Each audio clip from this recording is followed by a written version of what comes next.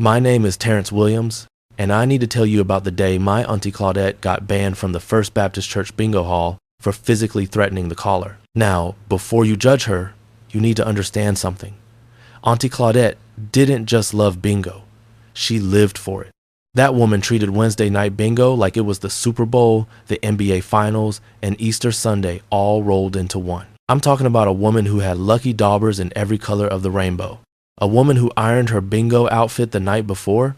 A woman who kept a laminated card with all her lucky numbers written in gold ink that she'd whisper prayers over before every game. My auntie was serious about her bingo, and everybody in Southside Chicago knew it.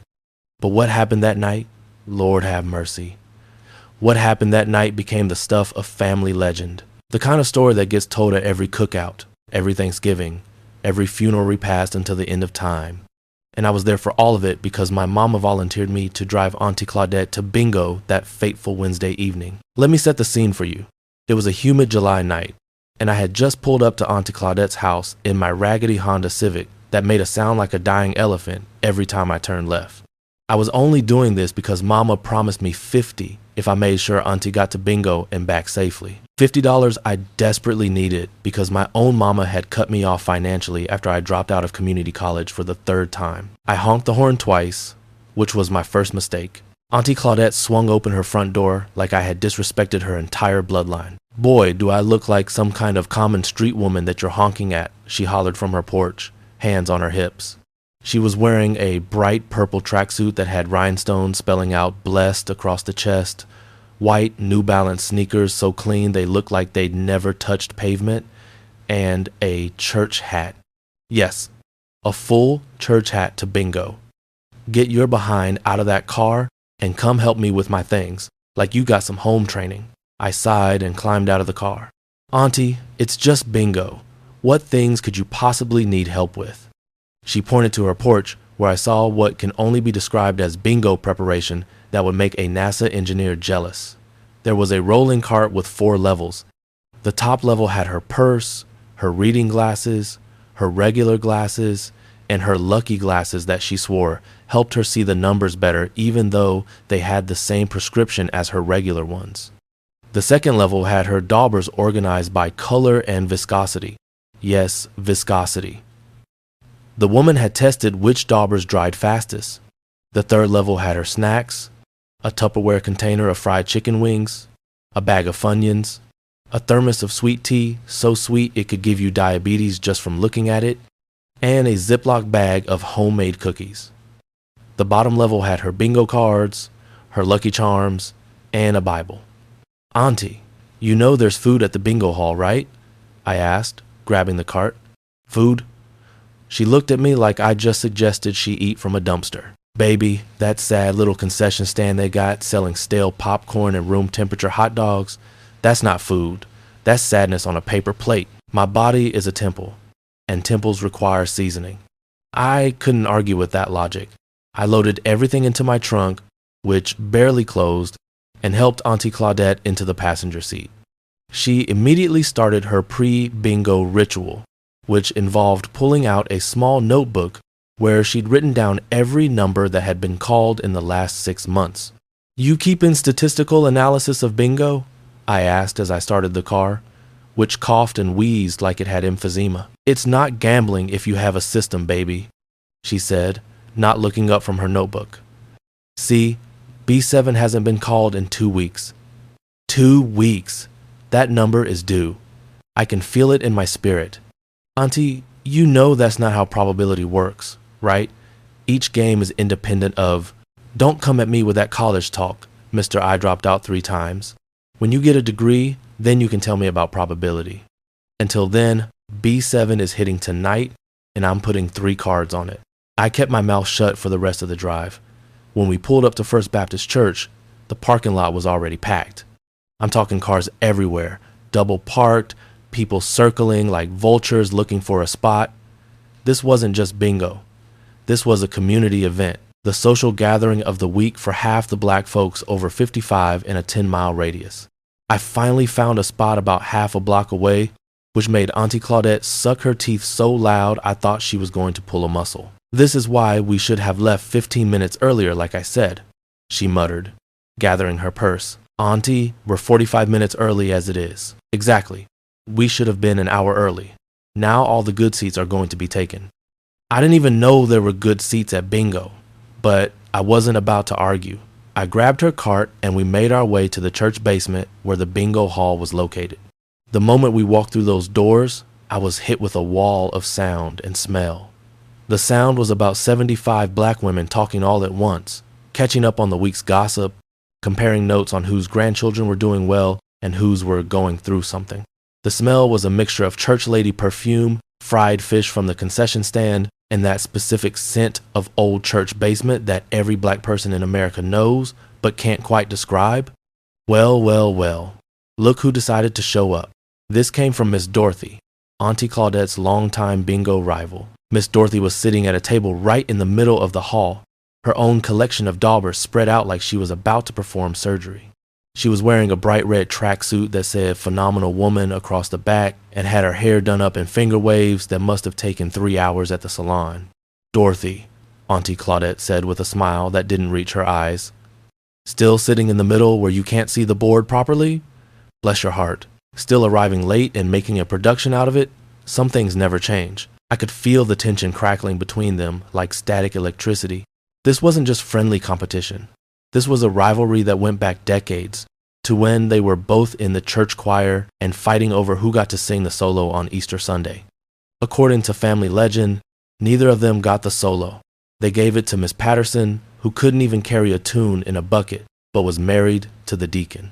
I helped Auntie Claudette set up at her preferred table, which was in the front row, slightly to the left, exactly 4 tables away from the caller's booth.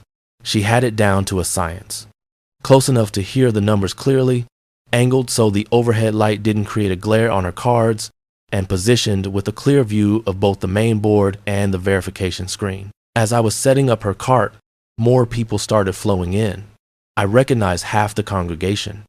There was Deacon Miller, who everybody knew played bingo even though he gave sermons about the evils of gambling every third Sunday. There was Miss Patterson, the woman who stole the solo, still bragging about her granddaughter who was doing real good at Alabama State.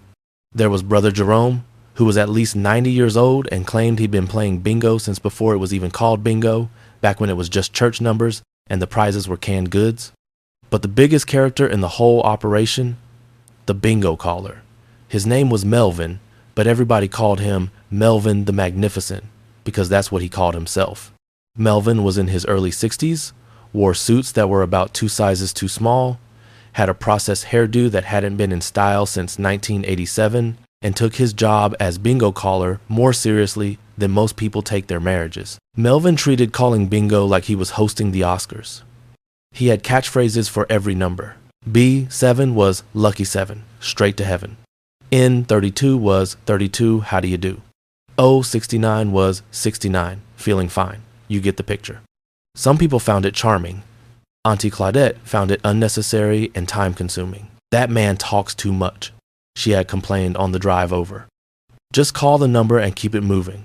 We don't need a whole stand-up routine every time you pull a ball."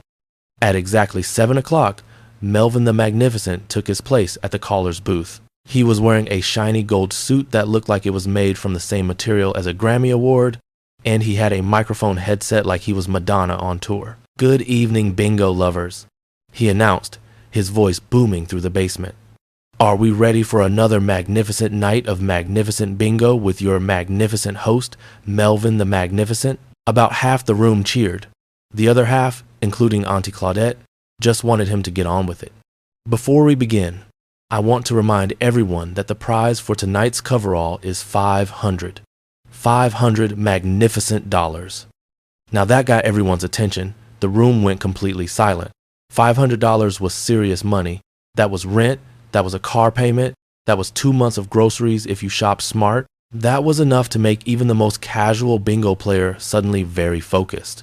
Auntie Claudette pulled out her special dauber, the one she only used for high-stakes games. It was purple with gold glitter, and she'd bought it from some website that sold blessed and anointed bingo supplies.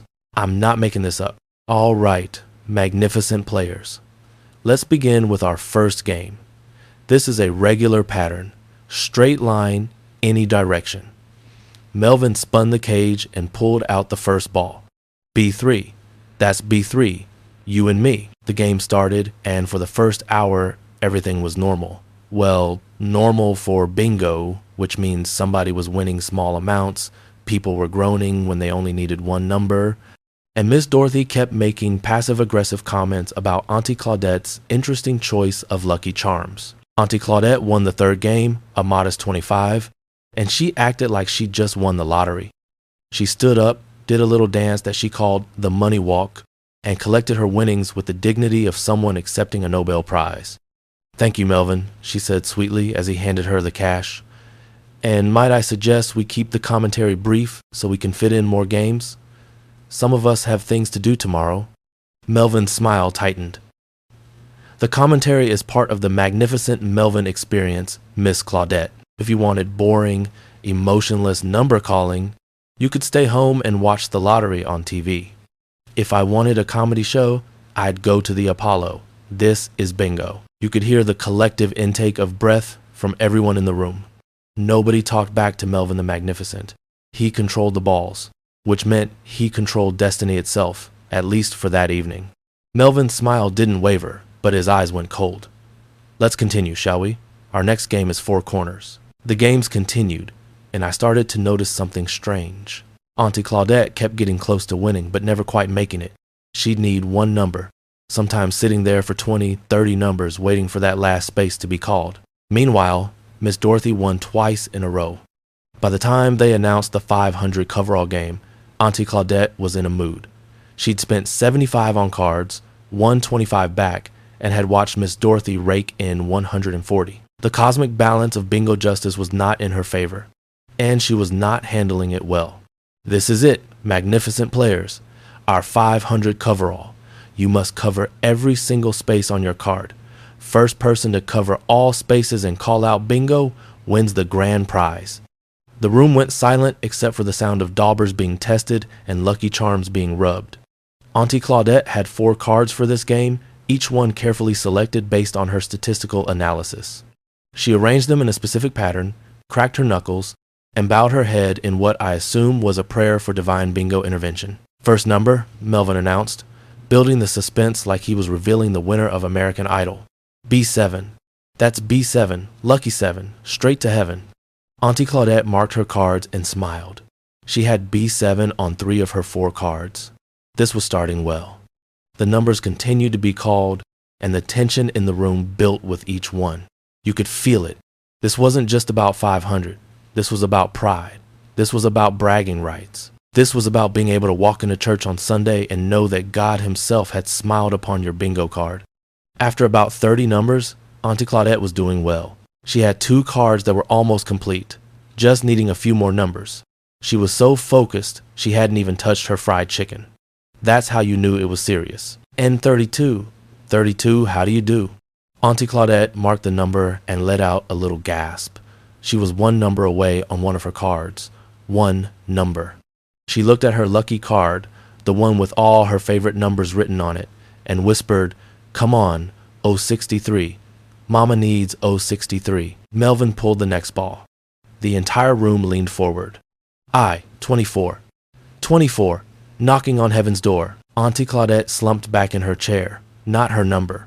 She could still win with her other card, but she was getting nervous. The odds were getting worse with every ball that wasn't 063. The game continued for another 20 numbers. By this point, multiple people were close to winning. You could hear it in the way the room reacted to each call. Gasps of hope, groans of disappointment, the sound of daubers hitting cards with increasing desperation. 63. 63. Feeling free. Bingo! 3 people shouted at the same time. Auntie Claudette, Miss Dorothy, and Brother Jerome. The room erupted in chaos. Melvin held up his hands for calm. All right, magnificent players. We have 3 potential winners. We'll need to verify all 3 cards in the order the bingos were called. Now, who called first? This was where things got messy. All 3 of them insisted they had called first. It was impossible to tell because they had all shouted at exactly the same moment. Melvin looked flustered for the first time all evening. Well, this is quite a magnificent predicament. Let me think. I called first. Auntie Claudette said firmly, standing up and gathering her card. My voice was clearly the loudest. Loudest doesn't mean first, Miss Dorothy shot back. I definitely called before you. Everyone heard me. I was first, Brother Jerome croaked. I might be old, but my reflexes are sharp as a tack. Melvin held up his hands again. Okay. In cases like this, we verify all 3 cards. If all 3 are legitimate bingos, we split the prize 3 ways. That's 166 each, plus change. You could feel Auntie Claudette's disappointment from across the room. That wasn't the same as 500, not even close. Let's verify the cards, Melvin said, pulling out his verification sheet. He started with Brother Jerome, since he was the oldest and therefore got priority. Melvin called out each number on Brother Jerome's card, checking it against the numbers that had been called. Everything matched perfectly until they got to the last number. I-24, Melvin read from the card. Brother Jerome, when was I-24 called? About 20 numbers ago, Brother Jerome said confidently. Look at your card again, Brother Jerome. You have I-24 marked, but the ball I pulled was I-42. You marked the wrong number.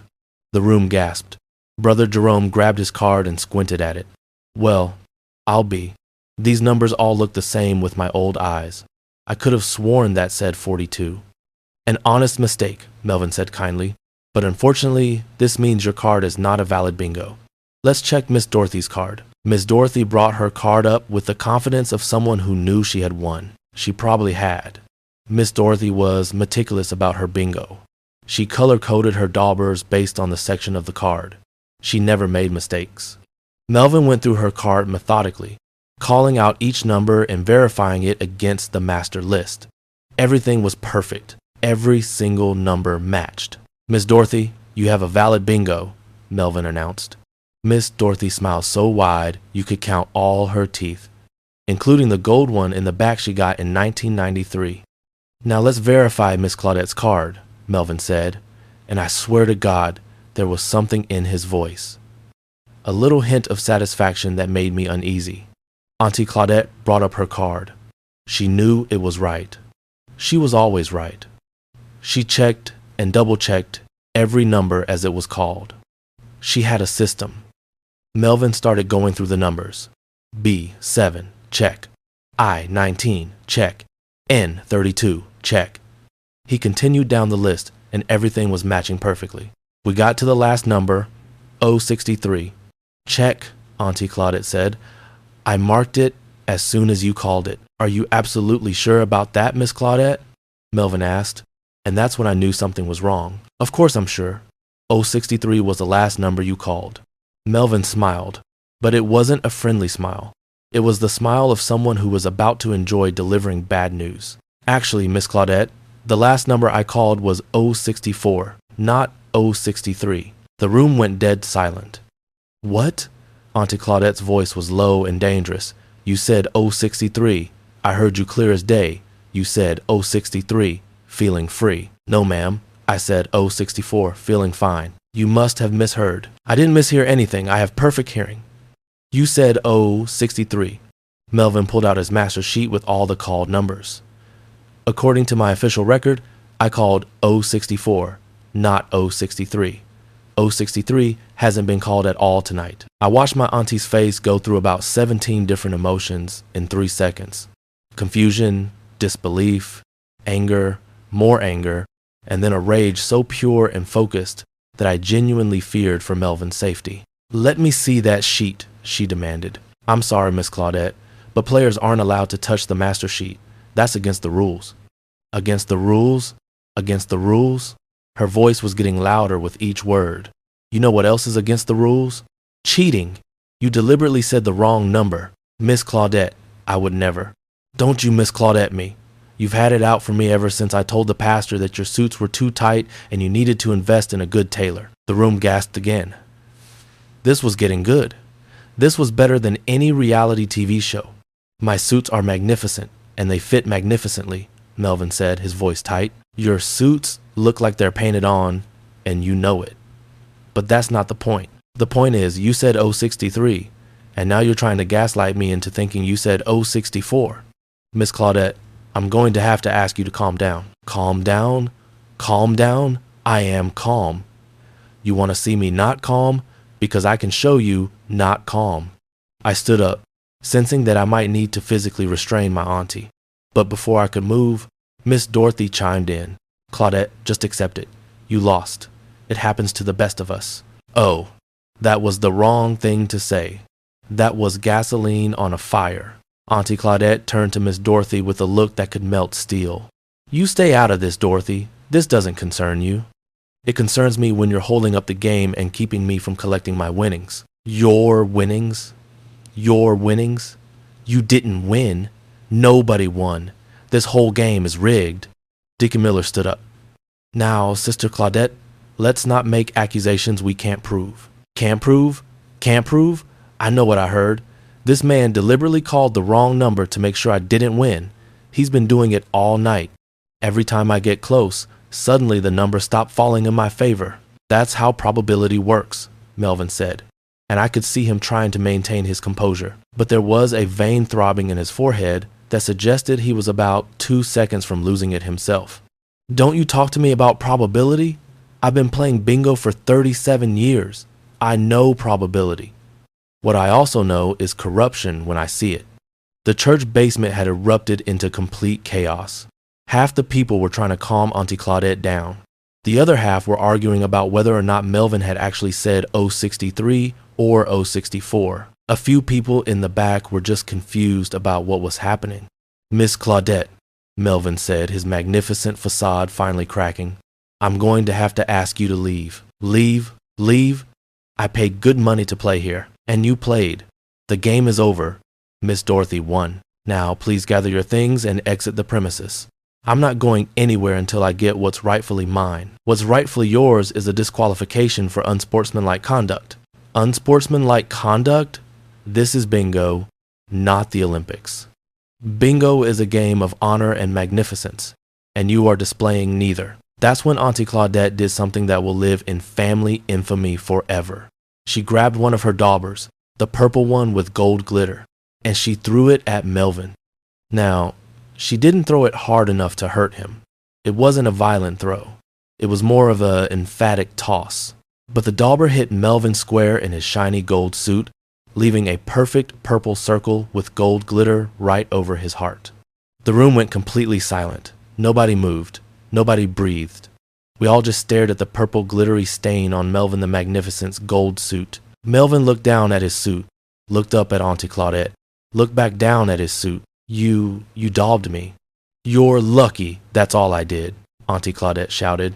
You're a cheater and a liar, and your suits are too tight. That's it. Melvin's voice went up about 3 octaves. You are banned. Banned from bingo. Forever. You can't ban me. I'm a paying member of this church. I can and I am. Security. Security? What security? Brother Jerome is 90 years old and can't even see his own bingo card. But Brother Jerome, despite his age and his admittedly poor vision, took his role as church security very seriously. He stood up, grabbed his cane, and started shuffling toward Auntie Claudette with the determination of a man half his age. Now, Sister Claudette, he said in his creaky voice, let's not make this harder than it needs to be. Jerome, sit down before you hurt yourself. I'm afraid I can't do that. You've been asked to leave, and, as security, it's my duty to escort you out. I finally jumped into action. Okay, Auntie, let's just go. This isn't worth it. Not worth it? Not worth it? This is about principle, Terrence. The principle of bingo? I grabbed her arm gently but firmly. Come on, we're leaving. I'm not leaving until... Auntie, please, you threw a dauber at the bingo caller. We gotta go. Something in my voice must have gotten through to her because she finally stopped fighting. She grabbed her purse with as much dignity as she could muster. Fine, I'll leave. But mark my words, Melvin Johnson, this isn't over. The truth will come out. The truth will come out. I started gathering her cart while she made her dramatic exit, walking toward the door with her head held high, like she was royalty being unjustly exiled from her kingdom. Just before we reached the door, she turned around one last time. And another thing, your catchphrases are terrible. Nobody wants to hear a whole story every time you pull a ball. Just call the number. Then she was out the door, and I was scrambling to follow her with her cart full of bingo supplies. The ride home was silent for exactly 45 seconds before Auntie Claudette exploded. Can you believe that, man? Can you believe him? Calling the wrong number on purpose just to make sure I didn't win? That's fraud, Terrence. That's criminal. Auntie, you don't know that he did it on purpose. Oh, I know. I know. You didn't see the look in his eyes. That man has been waiting for an opportunity to get back at me ever since I suggested the church hire a professional caller instead of letting him do it. You what? It was a reasonable suggestion. The man takes 10 minutes between each number with all his magnificent this and magnificent that. We could play twice as many games if he'd just call the numbers without the commentary. I pulled up to her house and helped her carry everything inside. She was still fuming, pacing back and forth in her living room, replaying the entire incident out loud. And then Miss Dorothy, with her smug face acting like she actually won fair and square. She probably planned this with Melvin. They're probably in cahoots. Auntie, I don't think. There's nothing to think about. It's obvious. Dorothy wins, I get banned, and Melvin gets his revenge for me telling the truth about his suits. It all makes perfect sense. I tried a different approach. Auntie, did you consider that maybe, just maybe, you actually did mishear the number? She turned to me with a look that could have stopped my heart. Terrence Anthony Williams, are you suggesting that I, your own flesh and blood, someone who has never had a problem with her hearing in her entire life, misheard a simple 2-digit number? I'm just saying it's possible. Get out. What? Get out of my house. Auntie, come on. Out. You're just like your mother, always taking other people's sides. Get out. I left. What else could I do? When Auntie Claudette made up her mind about something, there was no changing it. I drove home, thinking about the 50 my mama had promised me and wondering if getting banned from church bingo somehow disqualified me from payment. But here's the thing about family drama. It never stays contained. By the next morning, the entire family knew what had happened. My mama called me at 7 in the morning, which should be illegal. Terrence, what on God's green earth happened at bingo last night? How did you already hear about it? Dorothy's daughter called Dorothy's sister, who called her daughter, who is friends with your cousin Shanice, who called me at 6:30 this morning to tell me that your auntie assaulted the bingo caller with a dauber. A dauber, Terrence. It wasn't an assault, Mama. She just tossed it at him. You let your auntie throw things at church employees? I didn't let her do anything. She's a grown woman who made her own choices. Don't you sass me. Now tell me exactly what happened. I spent the next 20 minutes explaining the entire situation, while Mama alternated between gasping and saying, Lord have mercy. So now Claudette is banned from bingo? Mama asked when I finished. Permanently, according to Melvin. Well, that's just great. Just great. Do you know what bingo means to your auntie? That's her whole social life. That's her entire week. Wednesday bingo is the only thing that gets her out of the house. Maybe this is a good thing, I suggested.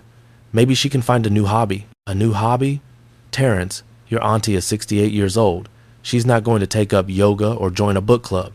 Bingo is what she does. Then maybe she should have thought about that before she threw a dauber at Melvin. There was a long pause. You know what, baby? You're right. You are absolutely right. This is on Claudette. She let her temper get the best of her, and now she has to face the consequences. Maybe this will teach her a lesson about controlling herself. I should have known that agreement came too easy. I should have known my mama was plotting something, but I was young and naive and didn't yet understand the depths of family manipulation. Over the next few days, Auntie Claudette became increasingly depressed. She called me every day to rant about the injustice of it all, but underneath the anger, I could hear genuine sadness. Wednesday came, and for the first time in 37 years, she didn't go to bingo. My mama called me that Wednesday evening. Terrence, I just got off the phone with your auntie. She's devastated. Absolutely devastated. I know, Mama. She called me 3 times today. We have to fix this. Fix what? She's banned, Mama. There's nothing to fix. There's always something to fix. You just have to be creative. What are you suggesting? I'm suggesting you go talk to Melvin and smooth things over. Me? Why me? Because you were there. You're a neutral party. You can mediate. Mama, I don't want to get involved in this. Too late, baby. You're already involved. Now, I'll give you 100 if you can get your auntie unbanned from bingo. 100. That was double what she originally offered. I was broke, and 100 could buy me groceries for 2 weeks. Maybe 3 if I was smart about it. Fine, but I'm not promising anything. The next day, I went to the church to find Melvin. He was in his office, which was really just a converted storage closet next to the choir room. He was at his desk, doing paperwork, still wearing one of his too tight suits, this one in royal blue. "Melvin, can I talk to you for a minute?" He looked up, and his expression immediately soured when he recognized me. "If you're here to plead your auntie's case, you can save your breath. The band stands. Just hear me out, man, please." He sighed and gestured to the folding chair across from his desk. I sat down. "Look, I know my auntie was out of line. Throwing that dauber was wrong, and she knows it." "Does she? Because I haven't received an apology." "She's proud, Melvin. You know how she is. But she's also miserable. Bingo is her whole life. Without it, she's just sitting at home, alone, with nothing to look forward to." "Then she should have thought about that before she assaulted me." "It was barely an assault. It was a toss." "A toss, a throw, what's the difference? The point is she disrespected me, the game, and this church."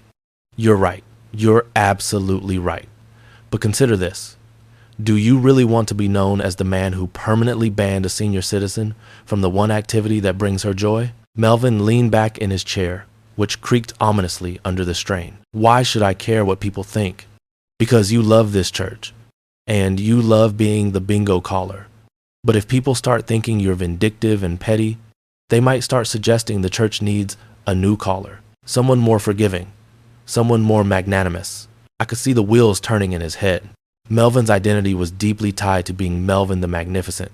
The thought of being replaced was clearly troubling him. "What exactly are you proposing?"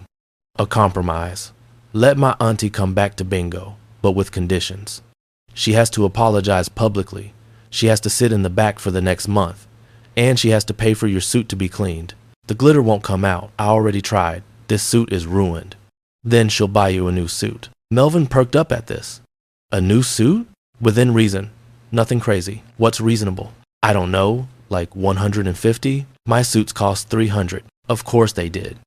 "Okay, 300. She'll buy you a new suit, but you have to lift the ban." Melvin thought about this for a long moment. "Fine, but she has to apologize in front of everyone at next week's bingo, and she's on probation for 6 months. One more outburst, one more complaint, and she's banned permanently with no chance of appeal. Deal." We shook hands, and I left feeling like I'd just negotiated a peace treaty. Now came the hard part, getting Auntie Claudette to agree to apologize. I went straight to her house. She was in her housecoat, watching her stories, looking more depressed than I'd ever seen her.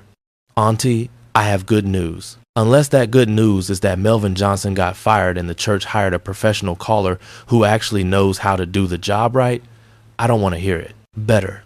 Melvin agreed to lift your ban." Her head snapped up so fast I thought she might hurt her neck. "What?" "I talked to him, negotiated a deal. You can come back to bingo." She stood up, suddenly full of life again. "Terrence, oh baby, how did you do it?" "Well, there are some conditions." Her face fell slightly. "What kind of conditions?" "You have to apologize to Melvin in front of everyone at next week's bingo." "Apologize? For what? He's the one who cheated." "Auntie, please, just a simple apology. That's all he wants." "What else?" "You have to sit in the back for a month, and you have to buy him a new suit to replace the one you daubed." $300 for a suit? Is he insane?" "Auntie, do you want to go back to bingo or not?" She stood there, clearly torn between her pride and her love of bingo. Finally, bingo won. Fine, I'll apologize, but I'm not happy about it." "You don't have to be happy. You just have to be there." The next Wednesday, I drove Auntie Claudette to bingo again. This time, she was quiet on the drive over. Nervous, even. I'd never seen her nervous before. "What if people boo me?"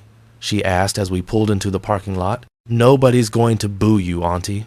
"What if Dorothy gloats?" "Let her gloat. You're the bigger person." "I hate being the bigger person." We walked into the church basement, and every single head turned to look at us.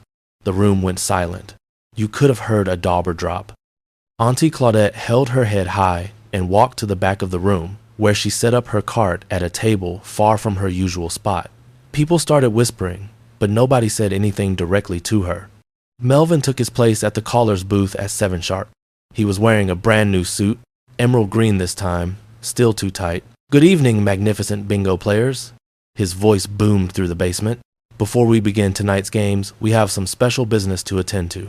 Everyone looked at Auntie Claudette. "Miss Claudette, would you please stand up?" She stood, slowly, like a defendant at a trial. "Miss Claudette has something she would like to say to me and to all of you." I held my breath. This could go either way. Auntie Claudette cleared her throat. "I would like to apologize to Melvin for throwing a dauber at him last week. It was inappropriate, disrespectful, and unbecoming of a member of this church. I also apologize to everyone here for disrupting the game and causing a scene." The words clearly pained her, but she got them out. "I hope you can all forgive me, and I promise to conduct myself with more dignity in the future." She sat down. The room was silent for a moment, and then someone started clapping, then another person. Then the whole room erupted in applause. Melvin smiled, clearly enjoying his moment of vindication. "Thank you, Miss Claudette. Your apology is accepted. Now let's play some magnificent bingo." The games began, and everything was going smoothly until about the 4th game. That's when I noticed something. Melvin was calling numbers, and one of them sounded off. "Oh, 64, 64, feeling fine." I looked at Auntie Claudette. She looked at me. We were both thinking the same thing. "Did he just say 064? I whispered. "Yes," she whispered back. "That's exactly what he said."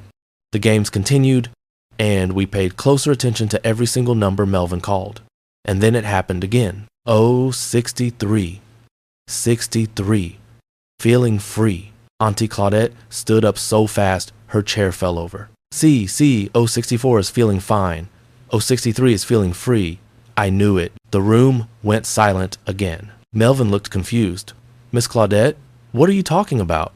Last week when you supposedly called 064, you said feeling free, which is the catchphrase for 063. You got your own catchphrases mixed up. I was right." The room erupted into chaos again. People were pulling out their phones, checking if anyone had recorded last week's game. Miss Dorothy was frantically looking through her purse for something. Melvin's face went through several shades of red. I may have misspoken." "Misspoken? Misspoken? You didn't misspeak. You called the wrong number. You said 063 when you meant to say 064. You cheated me out of 500. Now, hold on." But before he could finish, Miss Dorothy stood up. "Actually, Claudette might be right." Everyone turned to look at her. "I record every bingo game on my phone. For record-keeping purposes. Let me check last week's recording." She pulled out her phone and started scrolling through her recordings. The entire room gathered around her as she played back the audio from last week's coverall game. Melvin's voice came through the speaker, clear as day. 063, feeling free." The room went absolutely silent. You could hear hearts breaking. You could hear pride shattering. You could hear Melvin's magnificent career crashing down around him. "Well," Deacon Miller said finally, "I believe we owe Miss Claudette an apology." Melvin looked like he wanted to disappear into the floor. His whole magnificent persona was crumbling. I'm so sorry," he stammered. "I didn't realize I'd made a mistake. I looked at my sheet and it said 064, so I assumed I had called 064, but I must have said 063 without realizing it." Auntie Claudette crossed her arms. "So you're saying I was right all along?" "Yes, you were right. And I was unjustly banned?" "Yes. And you owe me an apology in front of everyone?" Melvin took a deep breath. "Ladies and gentlemen, I owe Miss Claudette an apology. I made an honest mistake, but instead of admitting the possibility of error, I accused her of cheating and banned her from bingo. That was wrong of me. I'm sorry, Miss Claudette." Auntie Claudette savored this moment like it was the finest wine. She let the apology hang in the air for a good 30 seconds before responding. "I accept your apology, Melvin. We all make mistakes." "What about the 500? Someone shouted from the back. That was a good question. If Auntie Claudette's card had been valid, she should have split the prize with Miss Dorothy, giving them each 250. Melvin looked pained. I I already paid Miss Dorothy the full $500. I don't have another $250 to give. Then the church should pay it, Deacon Miller said. We can't have this kind of mistake go uncorrected. There was a murmur of agreement through the room.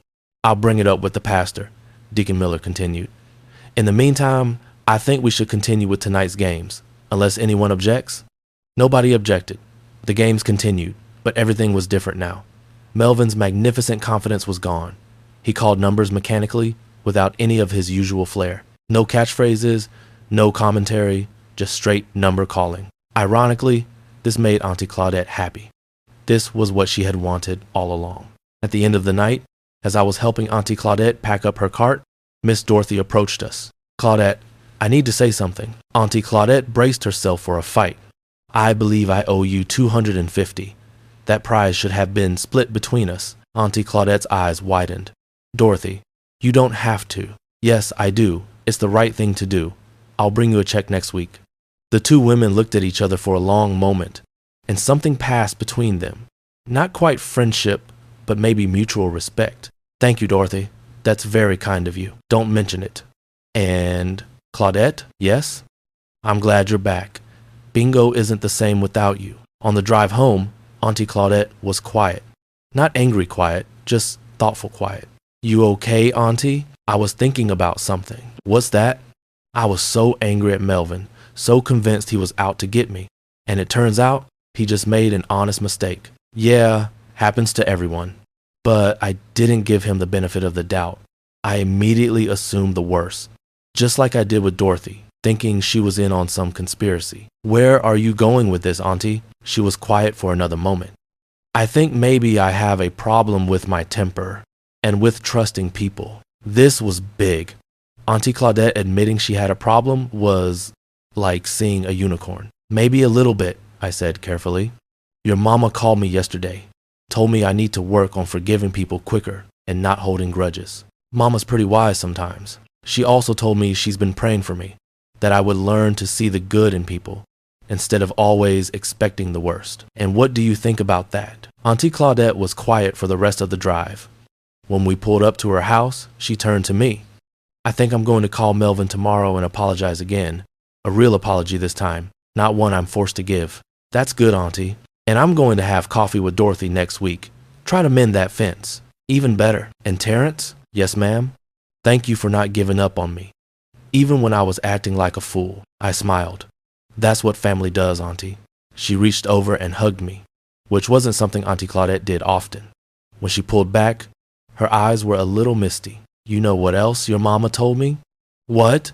She said that holding on to anger is like drinking poison and expecting the other person to die. Said it was eating me up inside, keeping me from joy. That's deep. It is. And she's right. I've spent so much time being angry at Melvin, at Dorothy, at people who slighted me 20 years ago, that I forgot how to just enjoy things. Even bingo, which I love, had become about winning and being right instead of about having fun and being with my community. So what are you going to do about it? I'm going to work on it, one day at a time, starting with actually meaning it when I apologize to Melvin tomorrow. The next week, I drove Auntie Claudette to bingo again. But this time, something was different. She brought extra daubers to share with newcomers. She complimented Miss Dorothy on her hair. When Melvin called the numbers, even with his new, subdued style, she thanked him politely. And when she didn't win a single game that night, she just smiled and said, "Better luck next week." On the drive home, she was humming to herself. Actually humming. Something I'd never heard her do. You seem happy, Auntie. I am happy. I realized something tonight. What's that? Bingo isn't about winning money. I mean, that's nice when it happens, but it's not the point. The point is being part of something. Having somewhere to go, people to see, a routine that gets you out of the house. The money's just a bonus. That's a healthy way to look at it. And you know what else? What? Melvin's actually not that bad at calling. His catchphrases can be kind of charming if you don't take them too seriously. I nearly drove off the road. Who are you and what did you do with my Auntie Claudette? She laughed. A real genuine laugh. I'm the same person, baby. Just a little wiser, a little more forgiving, a little more focused on what matters. The next Sunday, I went to church with Mama. After the service, Pastor Williams pulled me aside. Terrence, I wanted to thank you for what you did with Miss Claudette and the bingo situation. I didn't do much, Pastor. Just tried to help smooth things over. You did more than you know. See, Miss Claudette came to see me this week. Had a long talk about forgiveness and letting go of anger. Said she wants to work on being a better person, a better Christian. That's the first time in 20 years she's come to me for spiritual guidance instead of to complain about something. Really? Really. And she's not the only one. Melvin came to see me too. Said the whole incident made him realize he'd let pride get in the way of admitting mistakes. He wants to work on being more humble. Wow. God works in mysterious ways, son. Sometimes he uses a bingo dauber to teach us lessons we need to learn. I thought about that on my way home. How something as silly as a bingo game dispute had somehow led to real change in people's hearts. How my auntie, who I thought was set in her ways, was actually capable of growth and transformation. 3 months later, Auntie Claudette won a $200 jackpot at bingo. When Melvin called her name, she went up to collect her prize, and instead of doing her usual money walk and gloating, she gave him a hug. Thank you, Melvin. That was a magnificent game.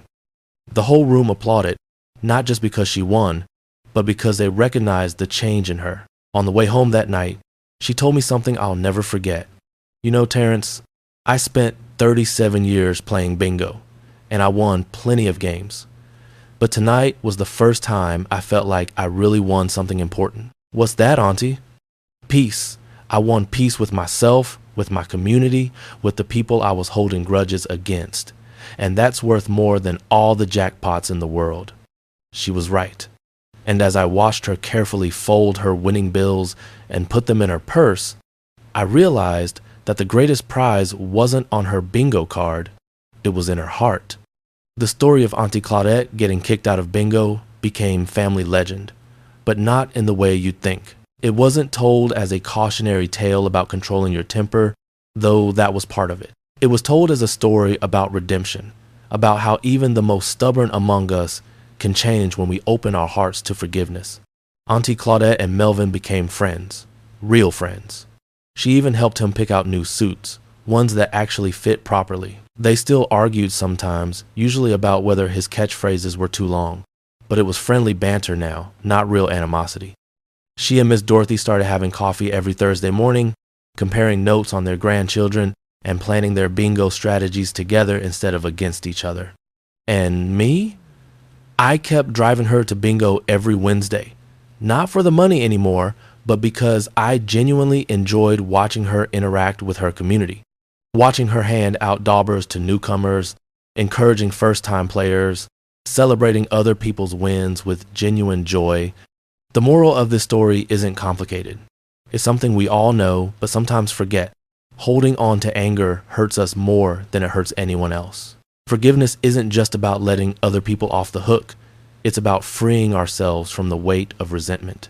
My Auntie Claudette learned that at 68 years old, which just goes to show it's never too late to change. It's never too late to choose joy over bitterness, community over competition, love over pride.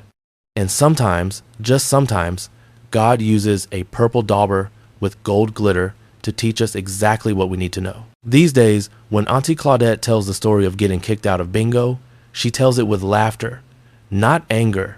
She owns her part in it, acknowledges her mistakes, and talks about how that night changed her life for the better. Best thing that ever happened to me, she says.